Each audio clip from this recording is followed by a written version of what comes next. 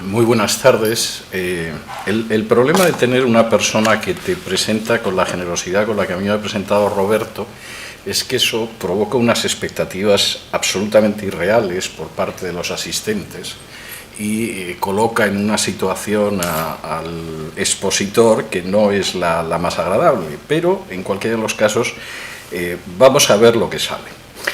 Hablar del cristianismo y hablar del mensaje del cristianismo, lógicamente, no es un tema fácil, sobre todo si se quiere abordar en el espacio de una hora, sobre todo porque además el cristianismo es una religión extraordinariamente dividida, posiblemente de las religiones monoteístas es más dividida o está más dividida de lo que está el Islam. En las últimas décadas el judaísmo ha hecho bastante también por llegar a un grado parecido de división, pero no llega realmente a tanto. Y sobre todo tengo que decir, y esto es importante para mí, que hago un análisis fundamentalmente histórico, que la manera en que muchos contemplan el cristianismo tiene bastante poco que ver con lo que era el mensaje del cristianismo primitivo. Yo soy de los que creen, aunque esto parece una obviedad, temo que vamos a ver que no es tan obvio, que cree que realmente el cristianismo es la predicación de Jesús. El resto son desarrollos posteriores más o menos cercanos a esa predicación de Jesús. Y lo que voy a intentar en los próximos minutos es dar una visión panorámica de lo que fue el mensaje, de lo que fue la predicación, de lo que fue la enseñanza de Jesús. Por supuesto, al ser una exposición a vuelo de pájaro quedarán muchos cabos sueltos, pero creo que vamos a tener un tiempo después para preguntas, comentarios, etcétera, y espero que podamos anudar algunos de ellos. De entrada, para hacer referencia al mensaje de Jesús hay que situarse en el contexto y sinceramente creo que sin conocer el contexto de la época pues es bastante poco realista intentar acercarse a Jesús. Es precisamente el evangelista Lucas, que sin duda es uno de los historiadores helénicos más interesantes, de hecho, sobre todo a partir de la obra arqueológica de William Ramsay a finales del siglo XIX, Lucas quedó enormemente revalorizado. Para sorpresa del agnóstico Ramsay, Lucas era mucho más cuidadoso a la hora de utilizar la terminología oficial de lo que eran, por ejemplo, los historiadores romanos Suetonio y Tácito, y una de las grandes sorpresas en sus excavaciones arqueológicas en Asia Menor por parte de Ramsay era la exactitud de Lucas. Lucas es un personaje que suele dar referencias históricas para ubicar los hechos, pero que no son referencias que simplemente tienen el valor enciclopédico, es decir, vamos a enterarnos de cuándo sucedía esto, sino que provocan un contexto que es interesante. Por ejemplo, en el capítulo 3 de su Evangelio, cuando él está hablando del contexto en el que Jesús empieza a predicar, dice lo siguiente: en el año 15 del imperio de Tiberio César, siendo gobernador de Judea Poncio Pilato, y Herodes tetrarca de Galilea, y su hermano Felipe tetrarca de Iturea y de la provincia de Traconite, y Lisianias tetrarca de Abilinia, y siendo sumos sacerdotes Anás y Caifás, bien, a partir de ahí comienza la historia. La descripción que hace desde el principio Lucas es enormemente interesante. El mundo en el que él vive es un mundo políticamente piramidal.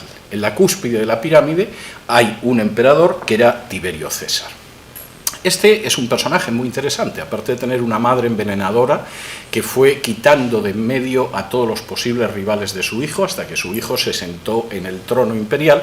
A esas alturas, en el año 15, Tiberio era un hombre ya aburrido de las perversiones normales. Las mujeres habían dejado de interesarle hacía mucho tiempo, los hombres le aburrían desde hacía bastante tiempo y en su retiro en Capri en realidad lo que le gustaba era abusar de niños. Por lo que conocemos por ciertos autores, Tiberio tenía una especie de cohorte infantil a la que llamaba los pececillos, de los que le gustaba abusar, sobre todo cuando se bañaba en la piscina. Porque ya después de década y media de estar gobernando en Roma, era mucho mejor irse a vivir a Capri, tener delante la bahía de Nápoles y abusar de criaturas que no podían defenderse. De modo que es verdad que los imperios tienen cosas muy buenas, generalmente que los enemigos del imperio suelen ser todavía peores que los imperios, pero el primer personaje de ese fresco histórico en el que empieza la predicación de Jesús es un perverso sexual que ha confiado a uno de sus validos, llamado Sejano, el gobierno del imperio. El segundo escalón es un escalón enormemente interesante porque es el gobernador de Judea, y el gobernador de Judea era un personaje que se llamaba Poncio Pilato. Poncio Pilato es un personaje que la inmensa mayoría de la gente conoce fundamentalmente por el relato de la pasión de Jesús, pero es un personaje que conocemos por otras fuentes. Aparece, por ejemplo, en el Talmud, generalmente con seudónimo y conocido como el ladrón, lo cual ya es una forma de definir al gobernador, al representante del imperio en la zona. Y, por ejemplo, en las referencias que aparecen en las obras de Flavio Josefo, el personaje de Pilato es enormemente interesante. A Pilato le interesaban fundamentalmente dos cosas: que la gente no se moviera y que pagara los impuestos.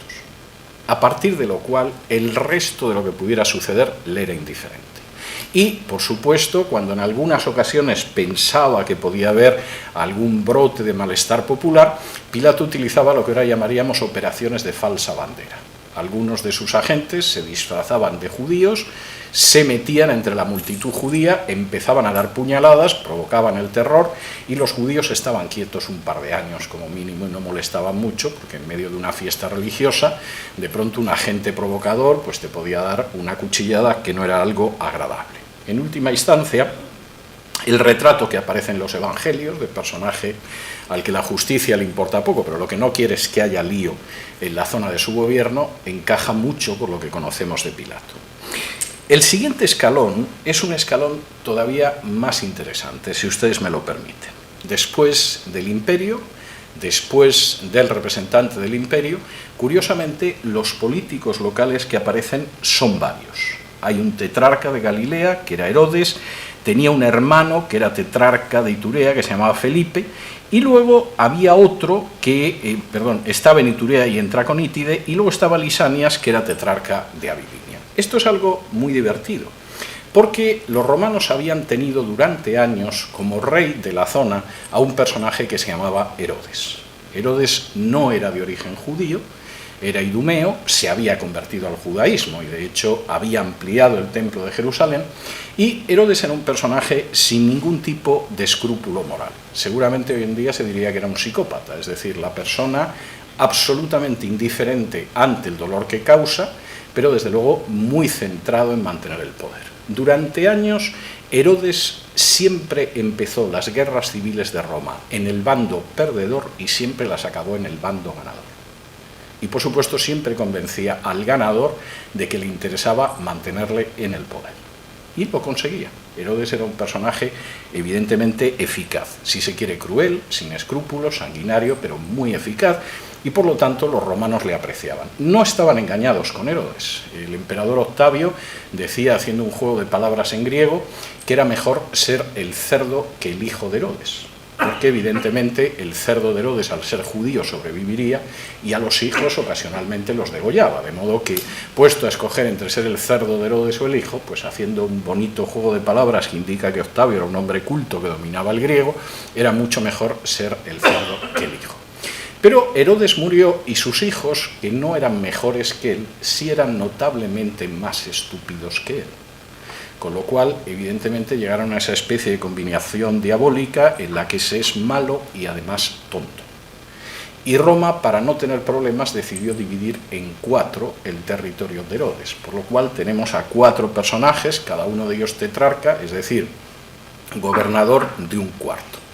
Es curioso que Jesús, por ejemplo, refiriéndose a Herodes, el tetrarca de Galilea, en un pasaje de los evangelios lo llama zorra, no en el sentido de que pensara que era una mujer de dudosa honestidad, sino en el sentido de que era un personaje que no podía desear ser un león como su padre. Su padre podía ser sanguinario, podía ser un canalla, podía ser cruel, pero era un personaje de inteligencia. Los hijos eran estúpidos y además corruptos y carentes de escrúpulos morales. Y cuando uno llega a esta parte de la descripción, uno está esperando que los contemporáneos de Jesús tuvieran algún tipo de consuelo. Es decir, ya sabemos que era un degenerado el emperador, sabemos que el representante del emperador era un personaje sin ningún tipo de escrúpulos, si tenía que matar simplemente para que la gente estuviera más tranquila en su casa, no tenía ningún tipo de freno moral. Por supuesto, los gobernantes locales eran corruptos y además estúpidos, y uno pensaría que al menos, y esto ha sucedido históricamente, existiera algún tipo de consuelo en la religión. Sin embargo, Lucas aquí hace una referencia que suena muy curiosa, porque dice, siendo sumos sacerdotes Anás y Caifás. El sumo sacerdote era uno solo, y cuando uno lee la referencia de Lucas, uno piensa, esto tiene que ser un error, ¿cómo va a haber dos sumos sacerdotes a la vez? Pero no, Lucas está dando una realidad histórica que es muy interesante. En realidad, durante años siempre hubo dos sumos sacerdotes. El oficial, por ejemplo Caifás, y el real, que era su suegro Anás. De modo que fuera quien fuera el sumo sacerdote, a veces lo era Anás, a veces era otro familiar, a veces lo era su yerno Caifás, verdaderamente el sumo sacerdote siempre era Anás, y luego había otro.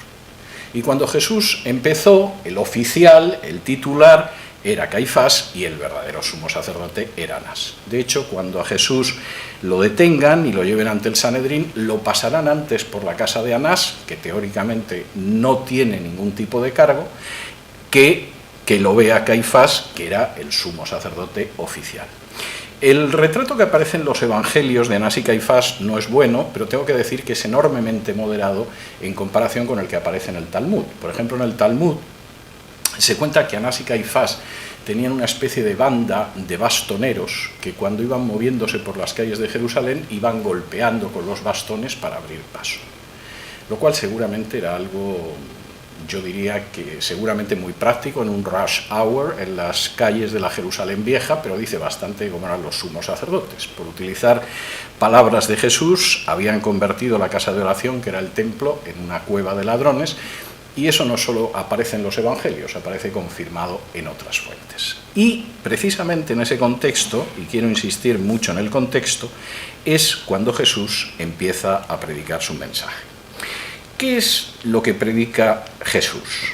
Bueno, la predicación de Jesús aparece compendiada de manera telegramática, pero es en lo que yo me voy a detener, en unos versículos del capítulo primero del Evangelio de Marcos.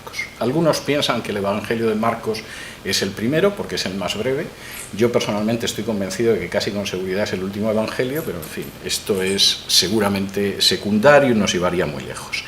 La predicación que recoge Marcos, y que voy a intentar desgranar para explicar qué era lo que anunciaba Jesús, dice así en Marcos capítulo 1 y versículos 14 y 15.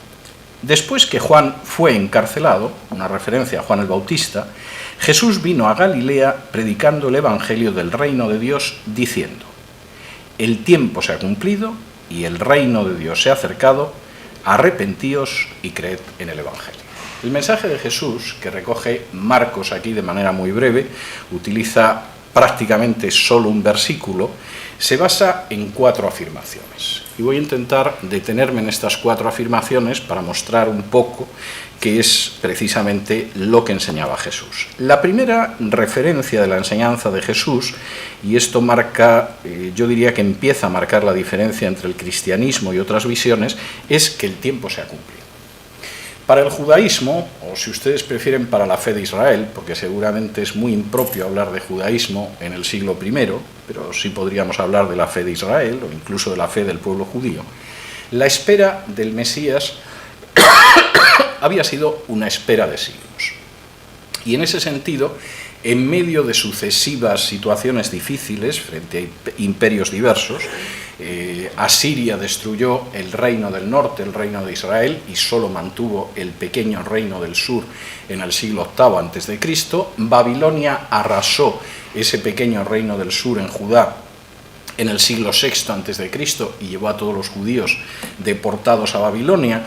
Cuando regresaron 70 años después, Persia era la potencia ocupante, tenían cierta autonomía, pero Persia seguía dominando, y después vinieron los griegos y después vinieron los romanos. La esperanza siempre había sido la aparición del Mesías. En algún momento de la historia, Dios enviaría al Mesías. Mesías es simplemente la palabra hebrea para ungido, que efectivamente cambiaría la historia y daría un vuelco a la historia. Tengo que decir además que en aquella época la idea de que el Mesías podía estar cerca estaba muy acusada por una sencilla razón, que suele pasarse por alto pero que es importante. Y es que en el libro de Génesis, cuando el patriarca Jacob se dedica a bendecir a las 12 tribus de Israel, comenta que el cetro del Mesías, el cetro de Judá, no se le entregará al Mesías hasta un momento en que no lo tenga Judá, sino que lo tenga un extranjero.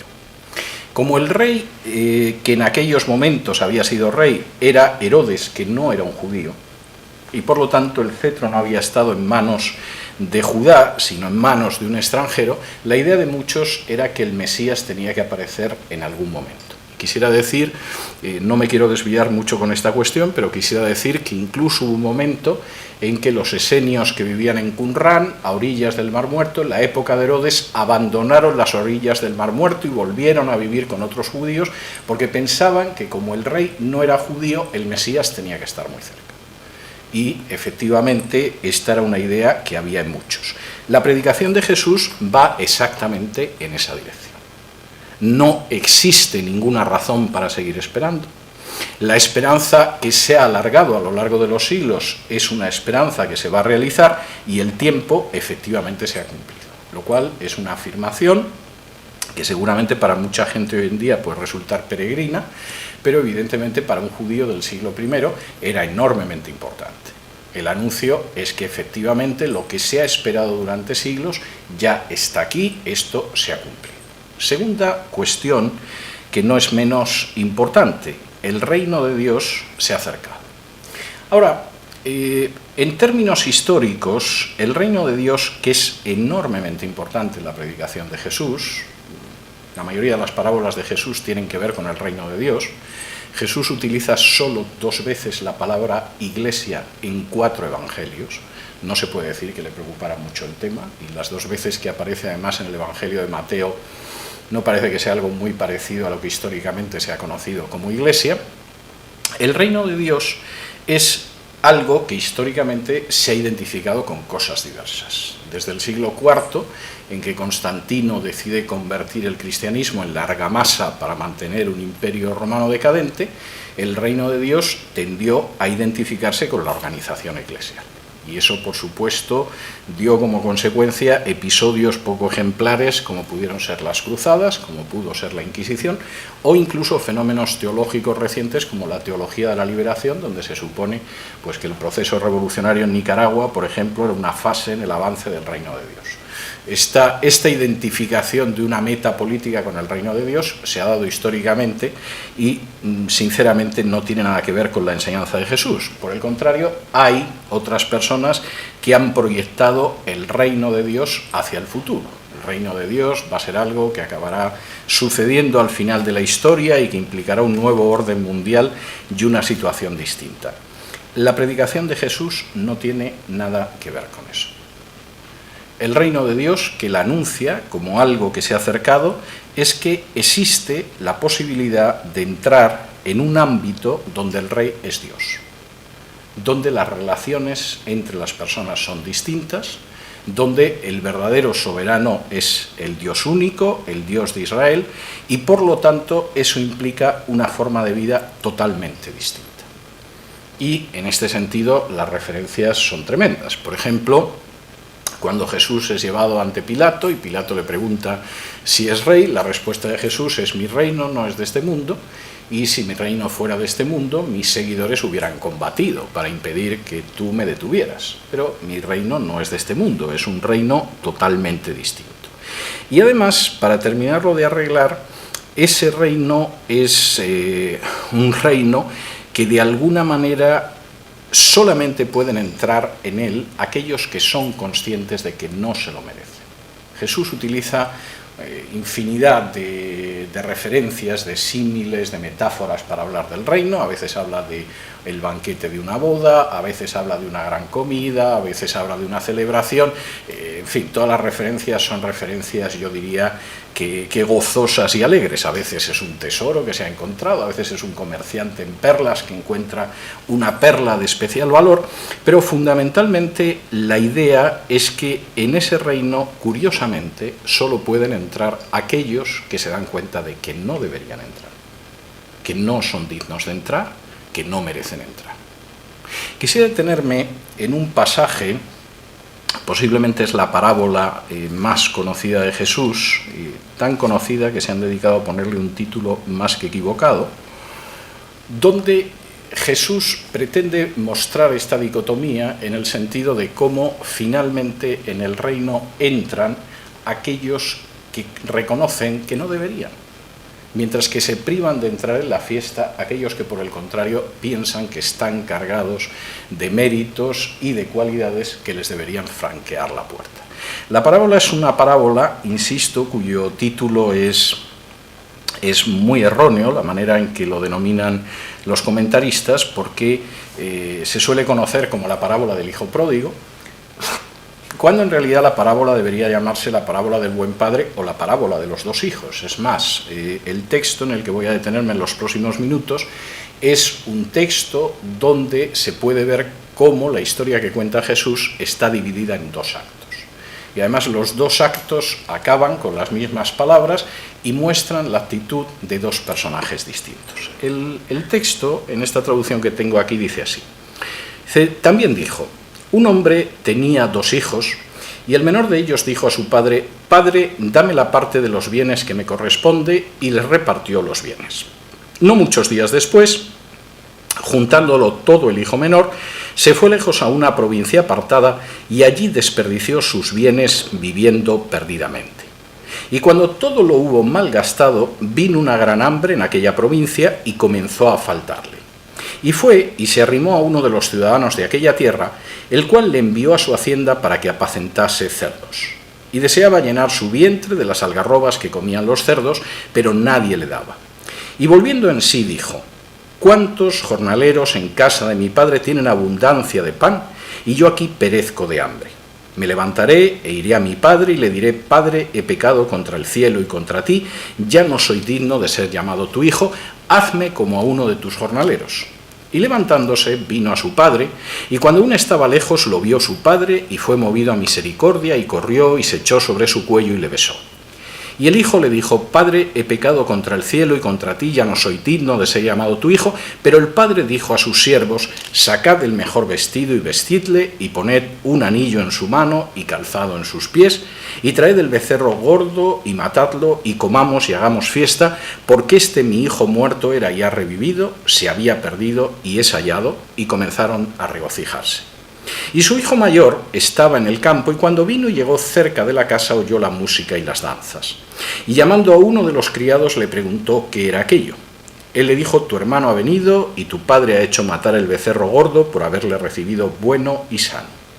Entonces se enojó y no quería entrar. Salió por tanto su padre y le rogaba que entrase, mas él, respondiendo, dijo al padre: «He aquí, tantos años te sirvo, no habiéndote desobedecido jamás, y nunca me has dado ni un cabrito para gozarme con mis amigos. Pero cuando vino este tu hijo, que ha consumido tus bienes con rameras, has hecho matar para él el becerro gordo». Él entonces le dijo: «Hijo, tú siempre estás conmigo y todas mis cosas son tuyas. Mas era necesario hacer fiesta y regocijarnos, porque este tu hermano era muerto y ha revivido, se había perdido y es allá». La historia que cuenta Jesús es bastante interesante. Un padre tenía dos hijos. Y el hijo pequeño, que parece ser que estaba bastante cansado de vivir en el campo, cosa que se puede entender, el campo tiene sus ventajas, pero a veces puede resultar demasiado asfixiante para un espíritu inquieto, le pidió al padre que le diera su parte de la herencia. Y el padre, que parece que era un buen padre, aceptó darle la parte de la herencia y el hijo se marchó enseguida. Y por supuesto, cuando uno es joven y tiene dinero, la vida es bastante agradable. Es más, si llegas a un país extranjero y llegas con dinero, te ven bien. No eres un inmigrante desagradable, eres una persona simpática, de otra cultura. Es ideal poder confraternizar contigo y sobre todo divertirse en las fiestas contigo. Es algo estupendo, todo el mundo lo sabe. No conozco a nadie que sea racista contra los jeques árabes. Puede que contra la gente que viene de Siria sí, pero contra un príncipe de Arabia Saudí es muy difícil. Y podría multiplicar los ejemplos en multitud de ocasiones. Por supuesto, los espaldas mojadas de México pueden ser gente contra los que algunos tengan reticencia. Es dudoso que la gente que en un momento determinado son magnates mexicanos y llegan a Estados Unidos y quizás se establecen en Miami se encuentren con ese tipo de reticencias. Y efectivamente, si eres joven y tienes dinero y llegas a otra sociedad, por regla general te reciben bien. Pero, por desgracia, para el pobre muchacho, el dinero lo empezó a gastar, según dice aquí Lucas, versículo 13 del capítulo 15, de manera perdida. Cuando Lucas dice perdido, el texto griego está hablando simplemente de una manera irracional. No quiere decir que se dedicara a gastarlo en malas cosas o en vicios, sino que simplemente gastó a tontas y a locas, como diríamos en España. Y se quedó sin dinero. Y además vino una crisis económica. Y siempre que hay una crisis económica, generalmente no se ve bien a los extranjeros. Porque de pronto el extranjero deja de ser esa persona agradable que nos invita a comer a casa para convertirse en la persona que hace peligrar nuestro puesto de trabajo.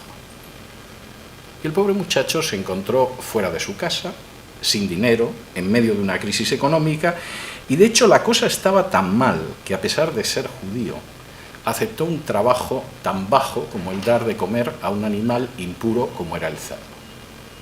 Trabajar trabajaba, pero por lo que cuenta el relato de Jesús, no le debía de ir muy bien, porque cuando le daba de comer al cerdo, a él le hubiera gustado comer lo que comía el cerdo.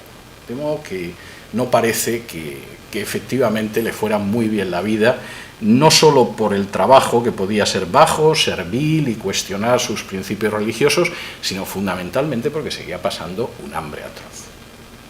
Y entonces en el muchacho se produjo algo curioso, como dice aquí, y es muy interesante la palabra en griego, de pronto el muchacho volvió en sí. La palabra es una palabra interesante en el texto griego porque es la idea de una persona que ha llevado una vida muy equivocada y de pronto un día se para a reflexionar y dice: Dios mío, ¿cómo es posible que esté llevando esta existencia?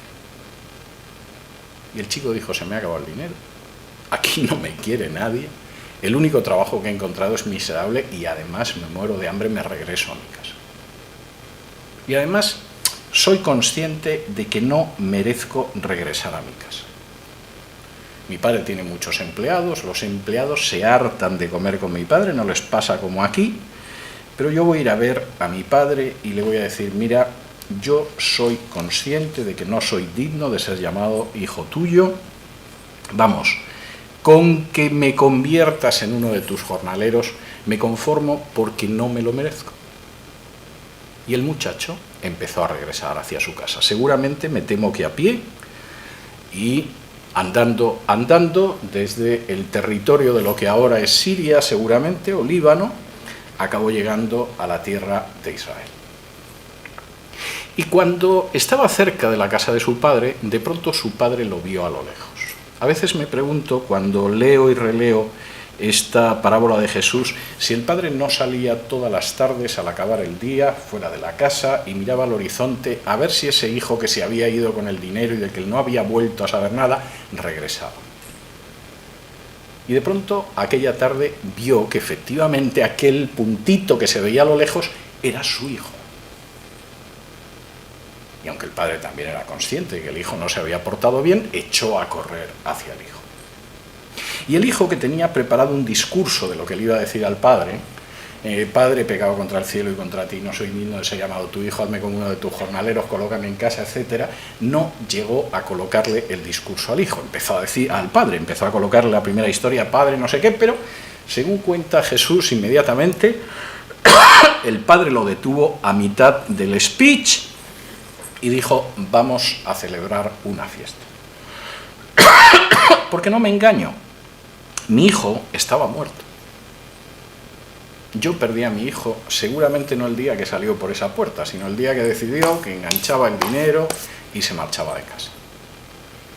Pero mi hijo ha vuelto a la vida en estos momentos, de modo que vamos a celebrar una fiesta. Traed el becerro gordo, matadlo, comamos, hagamos fiesta, que haya música, versículo 24, por una sencilla razón: porque mi hijo estaba muerto y ha revivido, se había perdido y es hallado, y todos se alegraron. Fin del primer acto.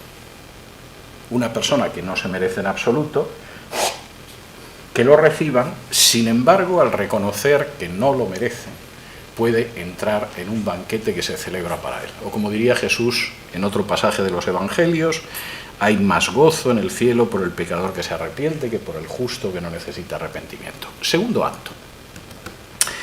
El hijo mayor regresó del campo, escuchó la música y la danza, se temió lo peor y llamó a un criado para que el criado le explicara qué demonios estaba sucediendo en casa.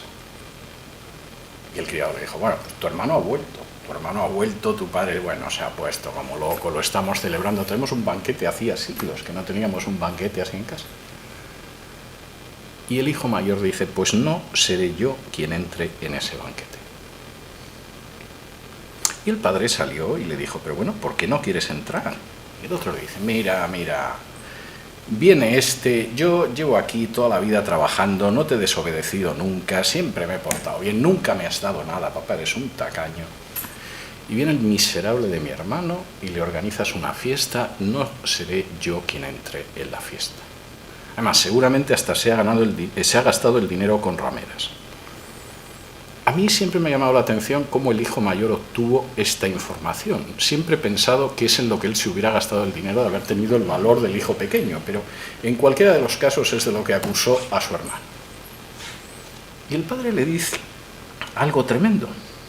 Si tú también puedes participar del banquete. Y tenemos que alegrarnos. Porque tu hermano estaba muerto y ha vuelto a la vida. Estaba perdido y ha sido hallado.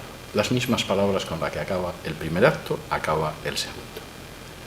En el reino, curiosamente, no entran aquellos que creen que están cargados de merecimientos, sino aquellos que saben perfectamente que no se lo merecen. Y en ese sentido, las parábolas de Jesús son tremendas. Me detendré luego en otra parábola también en este sentido, pero las parábolas de Jesús son tremendas. Hubo un hijo que era consciente de cómo era, que decidió volver, que se encomendó a la misericordia de su padre y su padre celebró un banquete. Y hubo otro que pensó que era tan bueno, tan digno, que aquello era ofensivo y se quedó fuera de la fiesta. Desde luego hubo alguien que comió, se alegró y danzó esa noche. No fue el hijo que consideraba que estaba en una situación de extraordinaria superioridad moral.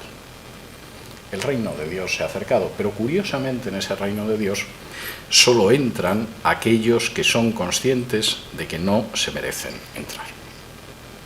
Y es algo tremendo, porque como dice Jesús al final del Sermón del Monte, y lo dice además cuando está hablando de la situación en la que la gente siente ansiedad por las cuestiones materiales, como él dice al final en el capítulo 6 y versículo 33, buscad primeramente el reino de Dios y su justicia y todo lo demás os será añadido. La meta fundamental del ser humano es buscar el reino de Dios y su justicia, aprovechar que puede entrar en el banquete no porque se lo merezca, sino precisamente a pesar de que no se lo merece, y eso forma parte de la predicación de Jesús. El tercer aspecto de la predicación de Jesús no es menos interesante. En la versión que yo estoy utilizando aquí en español, el término que aparece es arrepentíos, en otras aparece convertíos. En cualquiera de los casos, el término, tanto en hebreo como en griego, es enormemente interesante. En el caso del hebreo, es el llamamiento clásico de los profetas, que es volveos, shub, o si quieren utilizar el sustantivo teshuva. Jesús está diciendo volveos. Y parte de algo que es enormemente interesante. Es una imagen que efectivamente los profetas de Israel habían utilizado, que él va a utilizar y la van a utilizar otros personajes del Nuevo Testamento, pero que de alguna manera plantea la relación del ser humano con Dios en forma casi espacial. Si Dios está aquí, el ser humano se ha dado la vuelta y va caminando en la dirección opuesta. Y el mensaje de Jesús es: volveos, convertíos, arrepentíos. Estáis yendo exactamente en la mala dirección, colocaos en la dirección que os va a acercar a Dios. En griego la palabra no es menos interesante porque es metanoia, y metanoia implica un cambio de mentalidad que va de arriba abajo, desde la coronilla hasta la planta de los pies. Y por cierto es el término en forma verbal que aparece aquí en el Evangelio de Marcos. El tiempo se ha cumplido, se puede entrar en el reino de Dios, volveos hacia Dios, porque no hay otra salida nada más que volverse hacia Dios.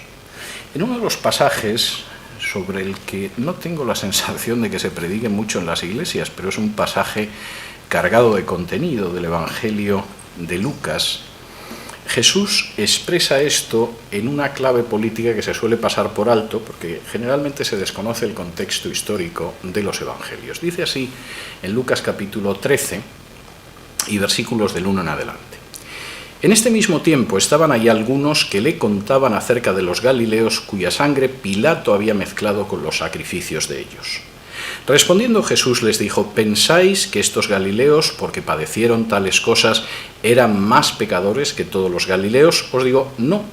Antes, si no os arrepentís, todos pereceréis igualmente. O aquellos 18 sobre los cuales cayó la torre en Siloé y los mató, ¿pensáis que eran más culpables que todos los hombres que habitan en Jerusalén? Os digo, no. Antes, si no os arrepentís, todos pereceréis igualmente.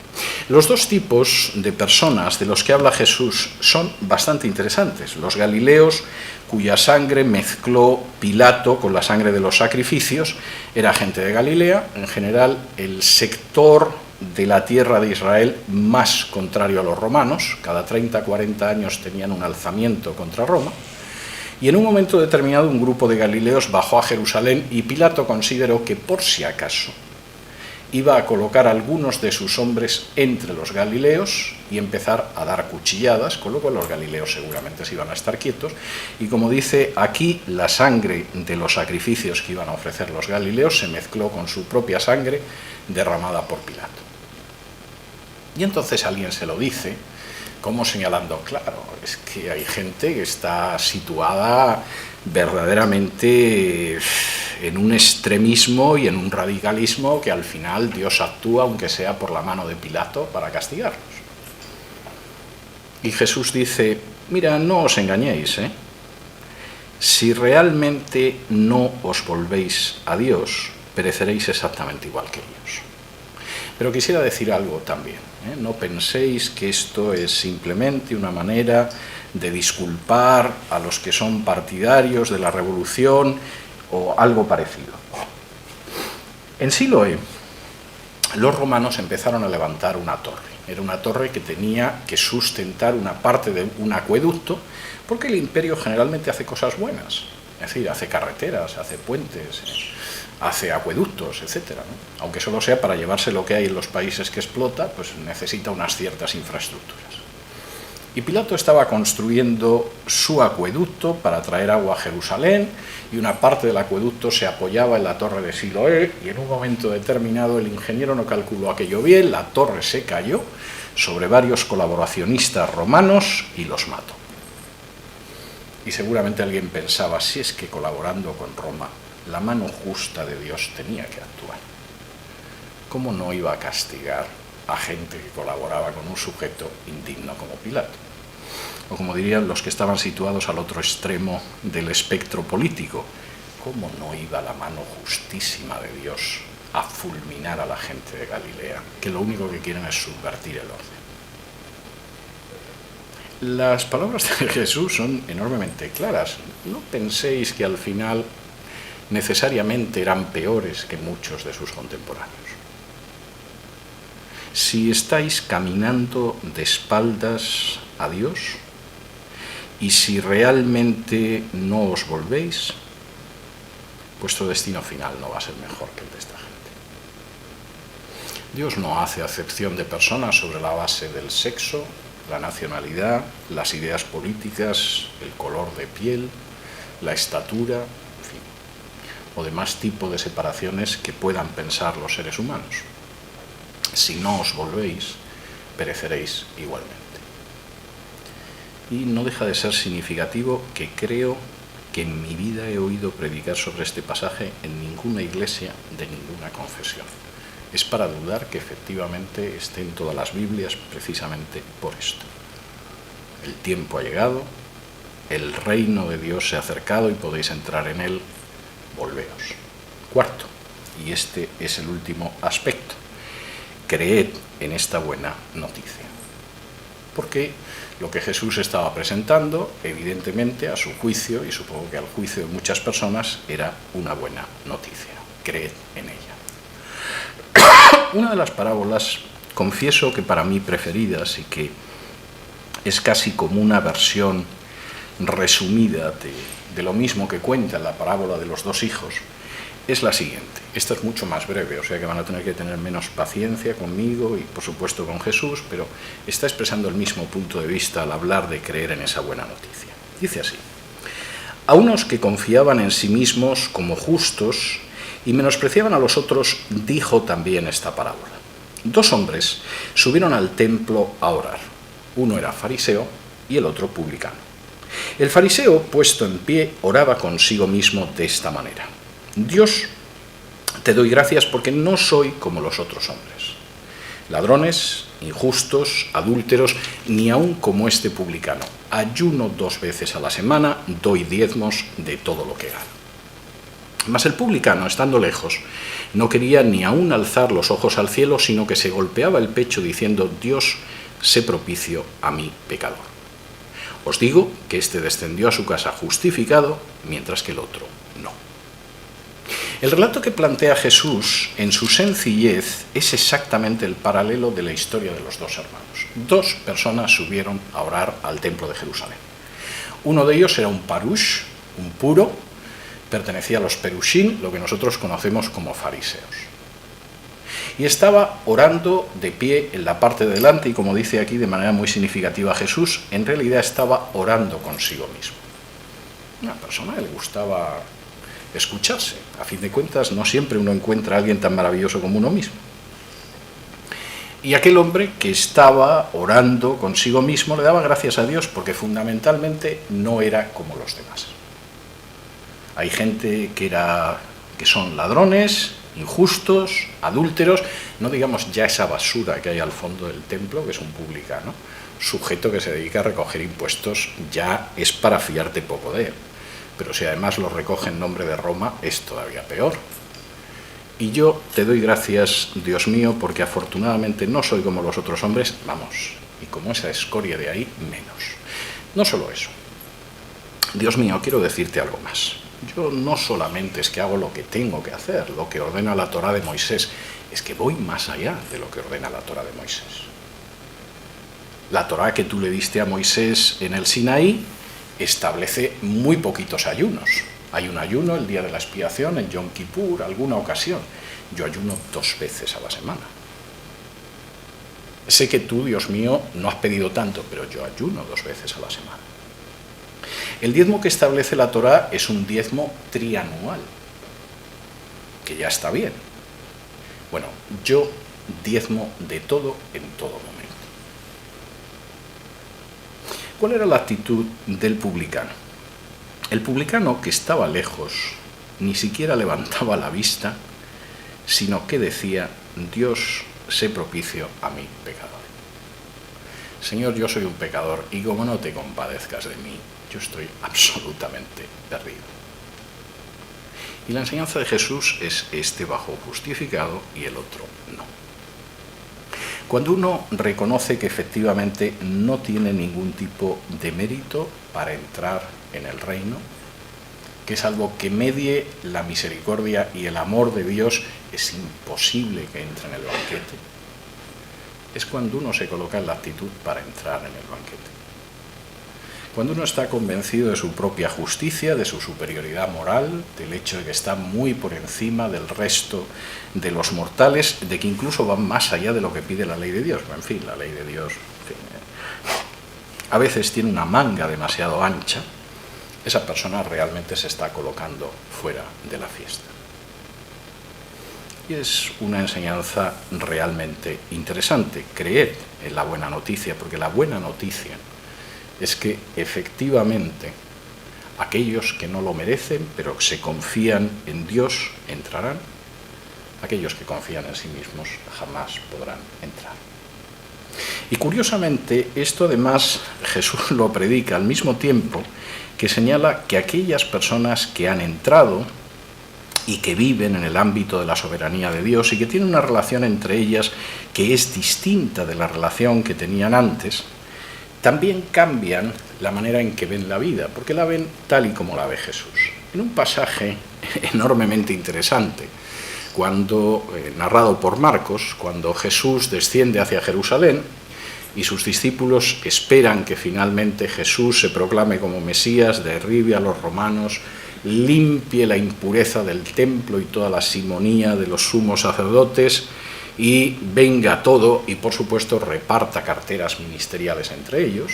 Hay discusiones sobre, bueno, vamos a ver una vez que esto se implante, cómo se van a repartir las carteras.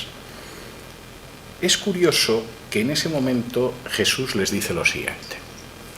Mas Jesús, llamándolos, les dijo: «Sabéis que los que son tenidos por gobernantes de las naciones se enseñorean de ellas y sus grandes ejercen sobre ellas potestad. Pero no será así entre vosotros, sino que el que quiera hacerse grande entre vosotros será vuestro servidor, y el que de vosotros quiera ser el primero será siervo de todos. Porque el Hijo del Hombre no vino para ser servido, sino para servir y para dar su vida en rescate por muchos». Las palabras de Jesús son notables y son una diferenciación muy clara entre los reinos de este mundo y el reino de Dios que él predica. En los reinos de este mundo la predicación es que la gente son siervos y benefactores de los ciudadanos, aunque por regla general lo que hacen es servirse de los ciudadanos y no servir a los ciudadanos. Y en este sentido Jesús era de un escepticismo crítico y lúcido. Y al mismo tiempo dice: no debe de ser así entre vosotros, y hay una razón fundamental. El Mesías no es el Mesías guerrero que esperan muchos. El Hijo del Hombre no ha venido para ser servido, sino para servir y para dar su vida en rescate por muchos. En otras palabras, el Mesías, que soy yo, es el siervo del Señor, tal y como aparece, por ejemplo, en el capítulo 53 de Isaías, que no abrirá la boca, que no quebrará la caña cascada, que no apagará el pábilo que humea, sino que por el contrario servirá y dará su vida por todos. Y en ese sentido, las palabras de Jesús implican un desafío adicional, como dice el capítulo 5 de Juan y versículo 24, de cierto os digo que el que oye mi palabra y cree al que me envió tiene vida eterna y no vendrá a condenación, mas ha pasado de muerte a vida. No es una decisión al final de la vida, es una decisión vital que se toma en este momento en el que uno decide si efectivamente quiere tener vida eterna, pasar de muerte a vida, entrar en el banquete, gozarse en aquella fiesta que sabe que no merece. En este sentido, la predicación de Jesús no es la predicación de una organización. Y si alguien tiene la curiosidad, no voy a decir malsana, pero no es habitual, pero sí es reveladora, de echar mano de una concordancia del Nuevo Testamento y ver los evangelios, las referencias al reino de Dios en los 4 evangelios son continuas. Es el tema fundamental de la predicación de Jesús. El término iglesia aparece solo 2 veces, solo en el Evangelio de Mateo y en un contexto de cómo hay que solucionar los problemas de los miembros, de los seguidores de Jesús, sin ningún tipo de conflictos e intentando que se restablezca sobre todo la reconciliación. La predicación de Jesús tampoco es la predicación de una jerarquía, por el contrario, era muy crítico con la jerarquía del Templo de Jerusalén. Y en ese sentido yo creo que también cualquier lectura de los evangelios lo revela y por supuesto no es la predicación de nuestros propios méritos ni de la manera de acumular puntos para llegar al cielo. Evidentemente soy consciente de que la predicación de Jesús no se parece mucho a muchas de las manifestaciones de lo que se denomina cristianismo, pero finalmente Jesús es bastante claro. Su mensaje no es el de entrar en una organización que garantiza la salvación eterna. No es el mensaje que habla de la práctica de una serie de ritos que supuestamente nos colocan en mejor situación con Dios no es todavía menos, es la idea de que las contribuciones económicas a determinadas causas eclesiásticas garantizan o allanan el camino hacia el cielo. No hay nada de esto en la predicación de Jesús. Y por el contrario, en la predicación de Jesús hay algo que me recuerda una de las conversaciones más divertidas del siglo XVI entre Erasmo de Rotterdam y el emperador Carlos V. Cuando en Alemania apareció un monje agustino que se llamaba Martín Lutero, que empezó a cuestionar primero todo el sistema de venta de la salvación a través de las indulgencias y después cómo el sistema católico se había corrompido durante la Edad Media, etc. Carlos V, que era muy joven y francamente la teología no era su fuerte, seducir damas, montar a caballo, eran cosas que se le daban mucho mejor, pero la teología no era su fuerte, llamó a Erasmo de Rotterdam, que era el humanista de la época, y le preguntó qué pensaba de ese frailecillo que se llamaba Lutero. Realmente tiene razón en lo que dice, está equivocado, es un hereje como pretende el Papa que lo ha excomulgado. ¿Qué hay, Erasmo? Tú que eres el que sabes, eres el intelectual de cabecera de la época, ¿qué piensas?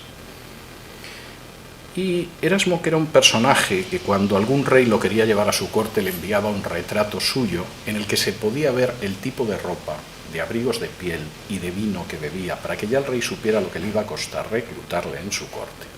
Tenemos magníficos cuadros de Erasmo que no son nada más que un presupuesto, es decir, uno ya sabe los abrigos de piel, el tipo de brocado y hasta el vino y las plumas que utilizaba Erasmo, y eso a lo que cobraba, y si no, pues iba a otra corte.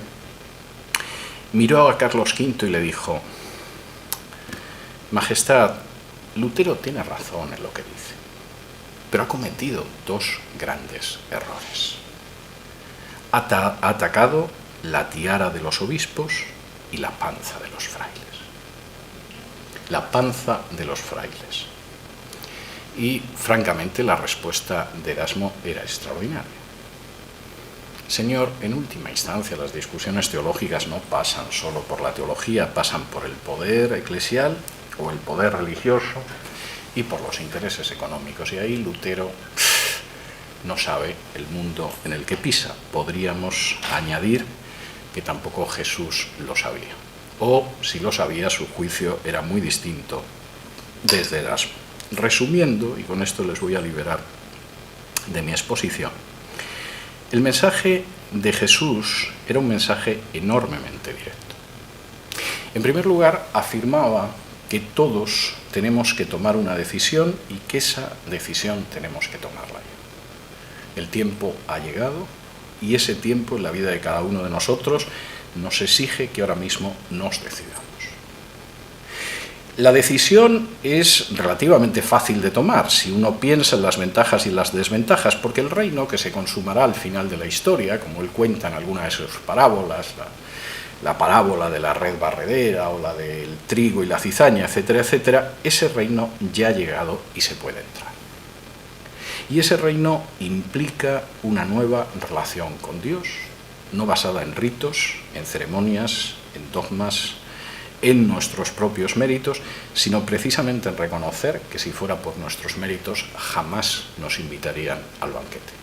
Como decía Groucho Marx, yo no entraría jamás en un club que me admitiera como miembro. Y hay mucho de la predicación de Jesús en esa afirmación de Groucho Marx. Es la invitación a un banquete en el que en justicia nunca deberíamos entrar.